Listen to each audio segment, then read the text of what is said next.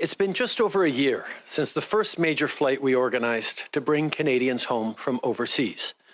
When we were coordinating emergency repatriations last winter, our priority was doing whatever it took to keep people safe. And from that moment right through to today, that continues to be what we're focused on. From border measures to vaccines to rapid testing to the wage subsidy, we're using every tool in the toolbox to get us all through this crisis. Let me start with some news on border measures. As of February 15th, when you return to Canada through a land border, you'll need to show a 72-hour PCR test, just like for air travel. Dès lundi prochain, le 15 février, next Monday, February 15th, when you return to Canada through a land border, you'll need to show a 72-hour PCR test, just like air travel. Today, I also have some news to share on vaccines. This week, tens of thousands of Pfizer vaccine doses will be delivered to Canada. This is good news for so many people who will be getting their dose. We know we all want to feel that relief of getting vaccinated, of watching our loved ones get vaccinated. We're all eager to know when it's going to be our turn. Well, I can tell you we are still very much on track for tens of millions of doses into the spring, and for everyone who wants to be vaccinated by September. Moving forward, in the coming weeks and months, we're going to get even more doses, even faster, so we can all move through this together. Next week marks the start of a major ramp-up in vaccine shipments. Starting on the 15th, we're expecting hundreds of thousands more doses each week, and that's just from Pfizer. There are also other vaccine candidates currently in the approval process, and the top experts at Health Canada are working around the clock to ensure that any of these new vaccines approved is both safe and effective. We have already administered more than 1 million vaccines to fight COVID-19 in Canada. These essential doses were administered to your parents in long-term care centers, to your friend who is a nurse, or to your neighbor who is a personal support worker. And this is just the beginning. We will continue these efforts until every Canadian who wants to will receive a vaccination. This week, tens of thousands of additional Pfizer doses are arriving, and several other million are coming. With respect to the vaccinations, things are on track despite some temporary delays. We will be receiving 20 million doses from Pfizer and Moderna over the spring. Other vaccine candidates are being approved. Health Canada experts are working very hard, and you can be sure that every vaccine will be approved, that is approved, will be safe and effective. I can reassure you that you and your family will be vaccinated by September. But even though everything is on track when it comes to vaccinations delivered to Canadians, we're not yet out of the woods. By keeping your distances, by washing your hands and wearing the mask, you can continue contributing to the efforts to fight COVID-19. We cannot ease up. This morning, I also want to talk about where we are with testing. Rapid testing is key to keeping this virus under control, especially in schools, long-term care homes, and workplaces. Last Friday, this is something I spoke about with Dr. Janine McCready in Toronto. She and her team have spearheaded an innovative testing program at several schools, getting tests directly to communities that need it. In some neighborhoods, she told me that as many as 1 in 5 tests, that's 20%, come back positive. Clearly, there's real need for this testing. Her work shows that when people can get screened for COVID-19 and then get their results quickly, we can stop the spread. And this is true right across the country.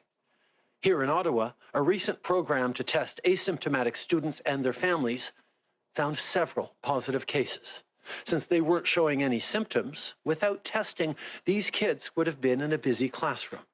But because of ramped up testing, their families knew to isolate at home instead. Testing widely and often reduces transmission. That keeps cases down and it keeps people safe. Our government has sent 19.6 million rapid tests to the provinces and territories, with more on the way. We all want to see cases go down. We know that these tests can make a difference. Tests must be deployed. They can't be allowed to expire. And testing, like more contact tracing and vaccines, are going to be an essential part of the months forward as we get past this virus and this pandemic as quickly as possible. We all need to keep working together on all these different aspects to make sure we get through the summer in right form.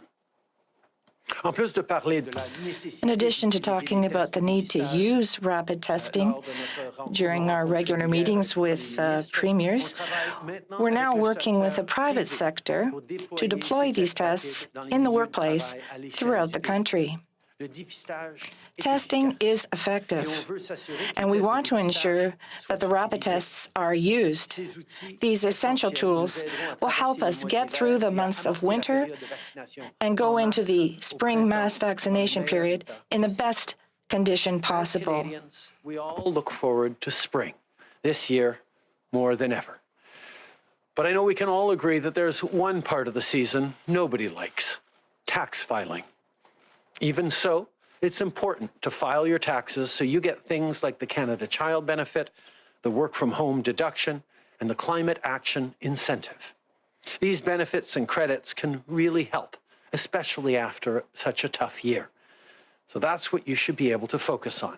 Right now, I don't want you to have to worry about what you may owe in taxes. That's why we're providing 1 year without interest on certain 2020 tax debt, giving people more flexibility to repay amounts owing from last year. If you received federal emergency benefits, like the CERB, and you made up to $75,000 in taxable income, you will not have to pay interest on 2020 tax debt until April of next year.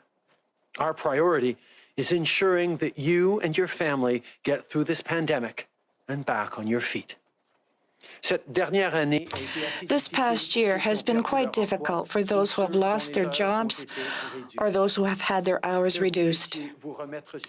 We want you to get back on your feet without having to worry about the tax you need to pay. Last year, more than 8 million people applied for the CERB to pay for their rent and put food on the table. I know that some individuals have pointed out some inaccuracies in the information pertaining to the net and gross income requirements to get the CERB, but we're going to clarify the question. People who applied for the benefit based on their gross income rather than on their net income will not have to return the payments that were paid to them, providing that their application also respects the other eligibility criteria. People who access CERB based on their gross income instead of their net income, as long as you meet the other eligibility criteria, you will not have to return those CERB payments. When we rolled out CERB last March, it was because people needed help in the face of a global, once-in-a-generation crisis. Well, the pandemic isn't yet over, so neither is our support. If you need help while you look for work, the Canada Recovery Benefit and Enhanced EI are there for you. If you need to take time off to care for your family, look to the Canada Recovery Caregiver Benefit. If you need to stay home from work because you're sick, the Canada Recovery Sickness Benefit is there to help. And if you need support on payroll for your employees or costs for your businesses, the wage subsidy and business loans are made for you. It's not easy to run a business from home or adapt to new public health rules. Yesterday, I spoke with Karen and Fahie. They're two young Black entrepreneurs who have big plans. Karen showed me her photography studio and talked about the great work she's doing supporting Black-owned businesses and products, and her excitement about moving forward to a bricks and mortar storefront as we move through this pandemic. Right now, she's all online. And Faye talked to me about the costs of shipping coffee across the country and his excitement about building his business and also moving towards opening a coffee shop once we get through this pandemic as well. They all have big plans. And for all the young entrepreneurs across the country, all the entrepreneurs who are looking to go digital, to change their way of doing things, to grow through this pandemic and beyond, know that we are there to help you get through the hurdles and barriers in your way and create success, not just for you, but for employees, for community, and for our whole economy. We're here to support Canadian business owners, from training on e-commerce to targeted initiatives like the Black Entrepreneurship Program and the Women Entrepreneurship Strategy. Because no matter who you are, an entrepreneur, a worker, a parent, we've got your back. This pandemic is not easy for anyone. Moreover, winter can make this all seem more difficult. During February, sometimes we have the impression that spring will never come. It's normal. It's understandable that we not feel that we're in top shape, but don't forget, we do have resources to help you. And moreover, this Thursday, this is the National 211 Day, which reminds us that everyone has access to a confidential distress line, toll-free by dialing 211. Whether you need help for mental health or if you need information about community services, don't hesitate to dial the number. The service is provided 24 hours every day in 150 languages. The agents at the other end of the line will help you find the proper resources. You're not alone. So please, ask for help. Take care of yourself. Before I close, I'd like to take a moment to recognize a great public servant, Ian Shugart, the clerk of the Privy Council. Ian has been an extraordinary leader through this public health crisis. He's leading the public service in tremendous efforts and supports to get Canadians through this pandemic. And as he faces health challenges, I want him to know that we're all pulling for him. Merci beaucoup tout le monde.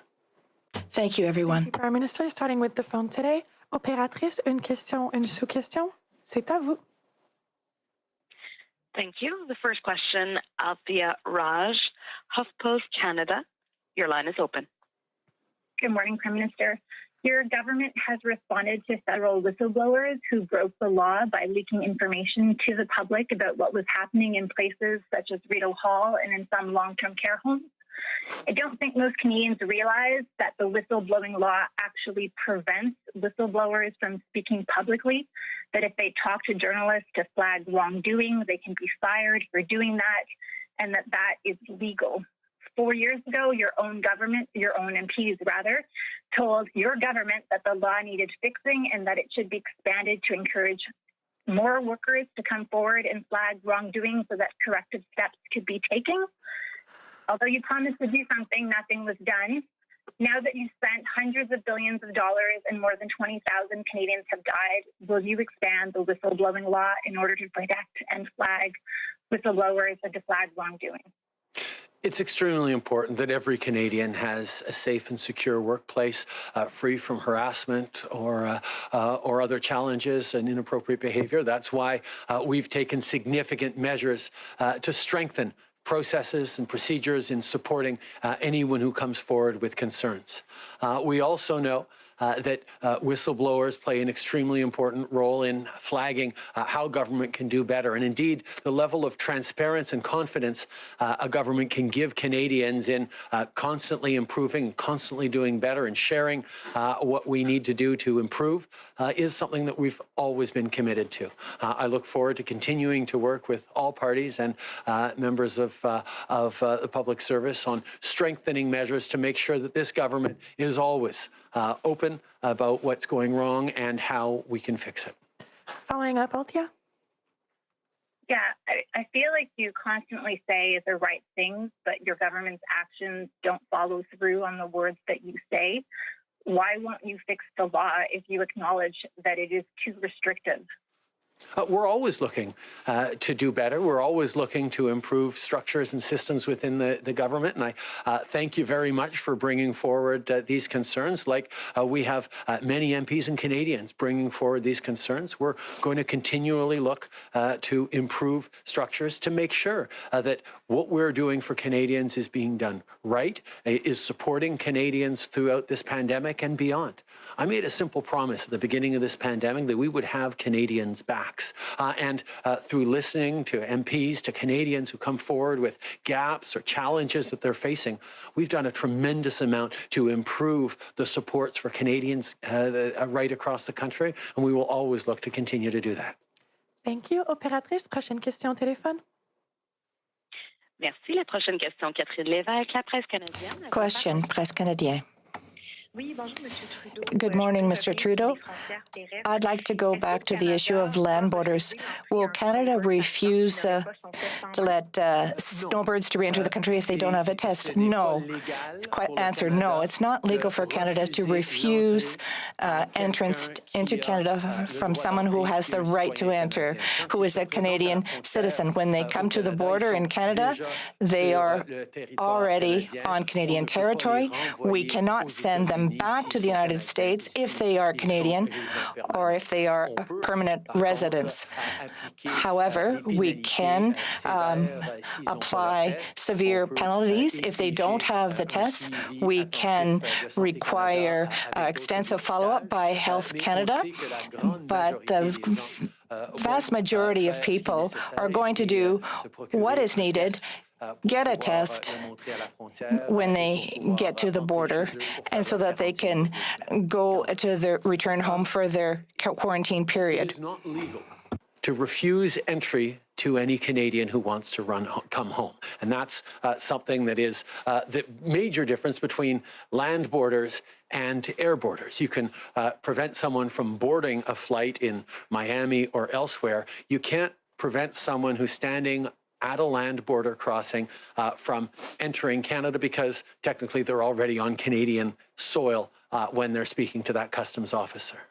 That's why what we can do is, in cases of no test to show, apply a stiff penalty, a fine, and demand and ensure a rapid and complete follow-up to make sure that they are getting tested, that they are being properly quarantined, that they are not putting at risk the safety of other Canadians by returning home without a clear negative test. These are measures we're putting forward, but as of next Monday, people who show up at a Canadian land border on non-essential travel will be expected, like returning snowbirds, will be expected to show a negative PCR test from the previous 72 hours. En suivi, Catherine? Follow-up question. Can you tell us what type of penalty or fine will be applied? What will be the consequences for a Canadian who does not have a mandatory test? Thank you. First of all, we need to understand that non-essential workers who take the plane represent about 15% of travelers who are coming back into Canada by plane, but the non-essential workers through our land borders represent about 5% of the people. The vast majority of people who cross our land borders are essential workers, truck drivers, nurses, those types of people. So for this small proportion of people who do go through our land borders, if they don't have a negative test, there will be fines that will go up to $3,000 per person. There will be measures that we are going to be implementing to ensure that there is follow-up on these people, to ensure that they are not putting other Canadians at risk by coming back to Canada. Thank you. Merci. Our last question, Hélène Buzetti, Le Devoir. Le Devoir, question. Good morning, Mr. Trudeau. You said that we could be dealing with fines up to $3,000 per person. Do you think that these travelers will be put into supervised hotels? And why don't we have any dates set? When people come to an airport when they arrive back here in Canada from overseas or abroad, if they show that they don't have an adequate quarantine plan, we already have locations where they can go and self-isolate if they cannot do their quarantining at home. We already do have systems in the major airports to look at these possibilities. Obviously, we're going to be working to ensure that these mechanisms for our land borders apply as well. We will be announcing further measures at one point, but I would wanted to give people advance notice, telling them that as of next Sunday, if you cross a land border and you're going to have to show that you have a negative PC test. As for the other measures, and including the measures in the airports, we will be making further announcements in the next few days. We are ensuring that Canadians are going to be well protected. Follow-up question.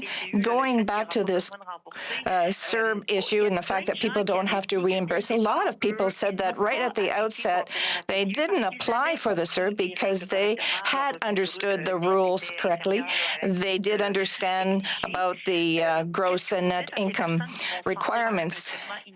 Do you feel that these people are going to be treated unfairly, in fact, that they didn't apply for a CERB? There will be no retroactive measures. We're here to help people who made a mistake because of a lack of clear instructions.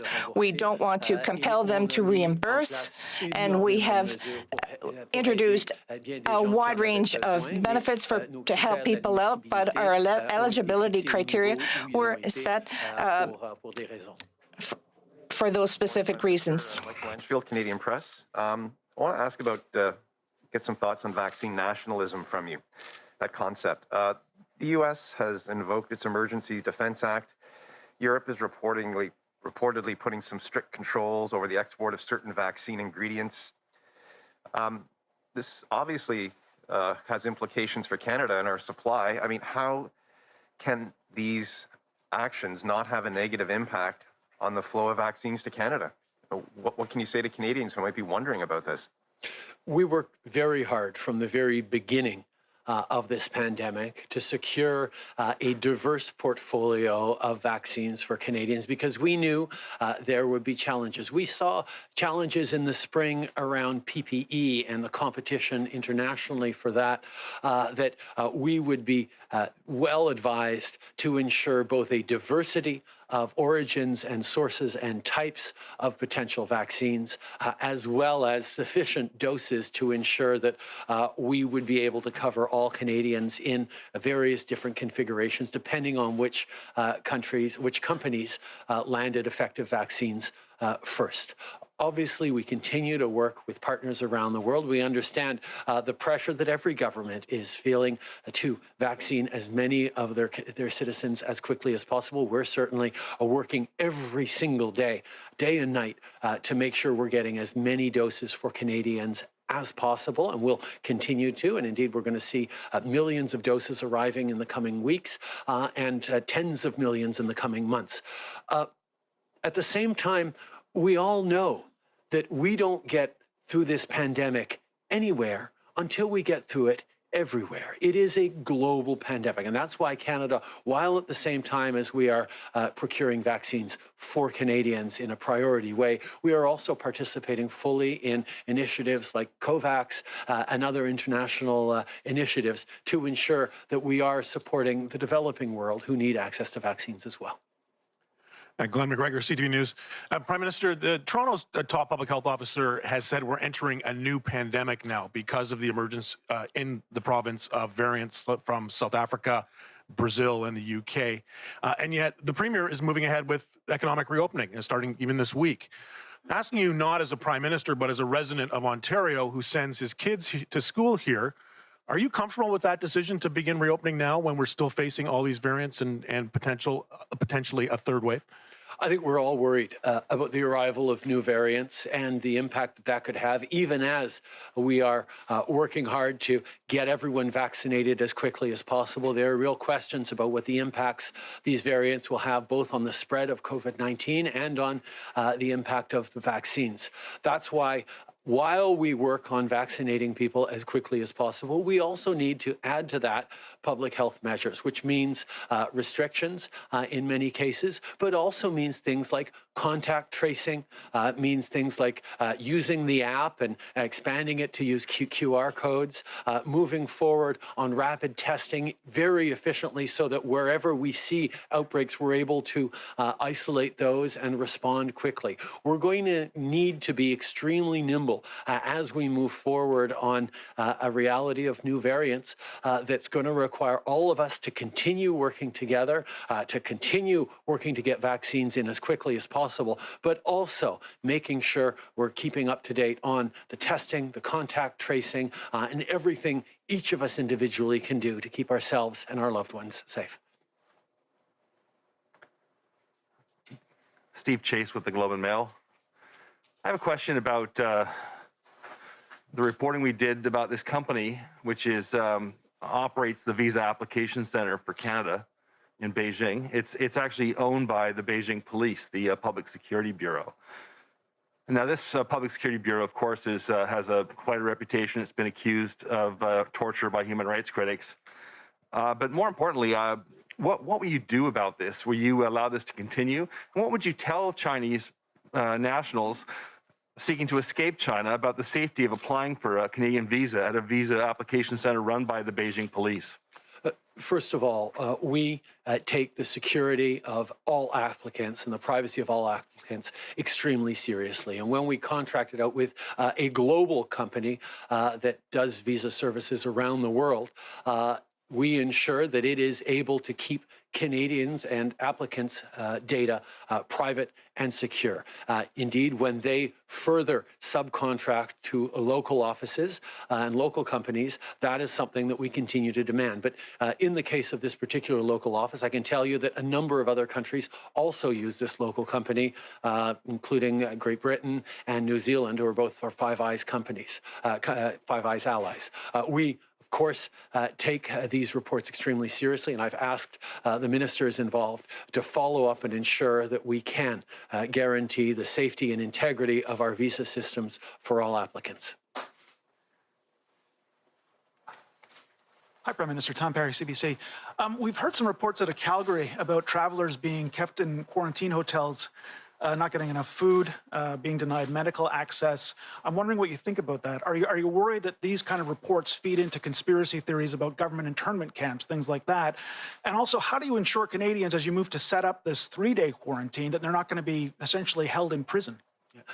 I think it's extremely important to make a clear distinction that these aren't detentions. These are medically based isolations. On the 3-day quarantine, for example, that is the average time for a PCR test to be returned. It's the expected amount of time in which a returning traveler might have to stay in the approved local airport hotel. But indeed, if it only takes 24 hours to get that PCR test back and it comes back negative, they are going to be free to go home and continue their quarantine as mandated at home. We are not detaining people. These are public health measures that are necessary to ensure that we are keeping Canadians safe, particularly given the arrival of new variants in Canada and extensively around the world. We need to do everything we need to keep people safe.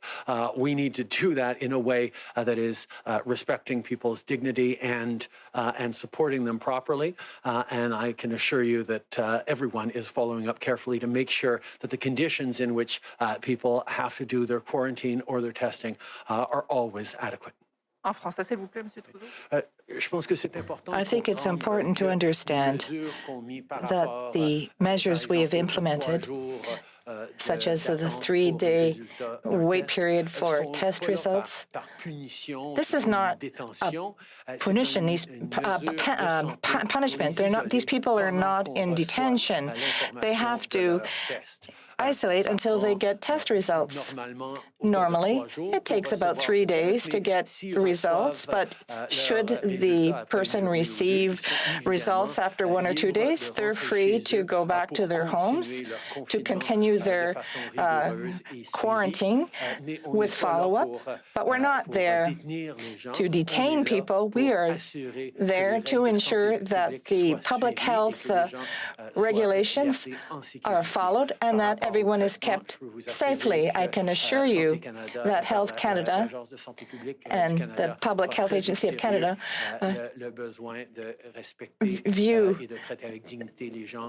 the need to treat everyone with dignity, and we will always provide follow-up to ensure that this is the case. Radio-Canada question. With respect to the CERB, you're going to give people more time to pay back these benefits, but this was emergency relief for people who were in need. Just by delaying this reimbursement, do you think that will help? Do you think we'd be better off just canceling it? For those who are the most vulnerable, the most in need, they won't have much taxes to pay anyway. The CERB was not put in place for people who were the most vulnerable. A lot of people applied for CERB, and they will have the means to pay taxes in the months that lie ahead. We are always worried about equity for everyone, and we want to take ability to pay into consideration. But a lot of people applied for CERB. That's understandable. Some people will be paying taxes on it. Same thing for employment insurance. Obviously, we put forward measures to help people who are in difficult situations, and the CERB is there to help. Was there to help people who were facing no revenue coming in because of the pandemic, and that was extremely important at that moment. But the CERB wasn't only taken up by low-income Canadians. Obviously, if you're extremely low income and you took the CERB, you're unlikely to be having to pay much in the way of taxes come tax time. But for many people who took the CERB because they needed it in the moment, but then went on to get back to their job, back to work, and are in the income range where they're used to paying their fair share of taxes, the CERB will be taxed. It's about making sure that it's fair for everyone. We tax revenue, we tax income related to employment insurance, for example. The CERB is there as a income replacement measure. Some people will not have to pay taxes on it if their income is low enough. Many others will need to pay their share of taxes. That's just how our system works. But we are giving an amnesty on people on the interest payments on repaying their CERB taxes, because we know that we're still going on in this pandemic, and it's a tough time for everyone, and we want to be able to support people as best we can. Prime Minister Mike Couture with Global National. On the allegations facing General Jonathan Vance, the Office of Defense Minister Harjit Sajjan says it notified the Privy Council office of concerns about Vance's alleged behavior. So first, I wanted to know, is that enough? And Canadians want to know what you knew. Did Defense Minister Sajjan at any point raise concerns with you about General Vance's behavior towards female subordinates? And I think Canadians just want to know what you knew. First of all, Canadians know that everyone, whether they're in the armed forces or working for the Canadian government or in any workplace across the country, deserves to be in a safe workplace free from harassment or in unacceptable actions. That is something that we take very, very seriously as a government, which is why we've brought in strengthened processes over the past number of years and have absolutely no tolerance for these sorts of behaviors. We have brought in place procedures that need to be followed and needed to be followed in these cases. And we are very pleased that there is going to be a review going on to ensure that every step of the way the right processes were followed. That's something that will be looked at right now, but I can assure you that we've always taken these very seriously and ensured that those proper steps are followed. Thank you, Prime Minister. C'est ce qui met fin à la conférence de presse d'aujourd'hui. Merci tout le monde. Thank you, everyone. We've been listening to the Prime Minister outside of Rideau Cottage. A number of announcements today, from land border restrictions to tax breaks. So let's bring in CTV's Kevin Gallagher, who's standing by in Ottawa. So let's begin with the new restrictions at the land border. Kevin, what can you tell us? Well, starting February 15th, Bev, anyone crossing the U.S.-Canada land border will have to provide a negative, proof of a negative PCR test. That's the one you send to a lab. It takes about 3 days to get results. And this is similar to air travel now. So essentially, it's the same qualification. If you want to travel by air or by the land border, you have to have this PCR test. And really, this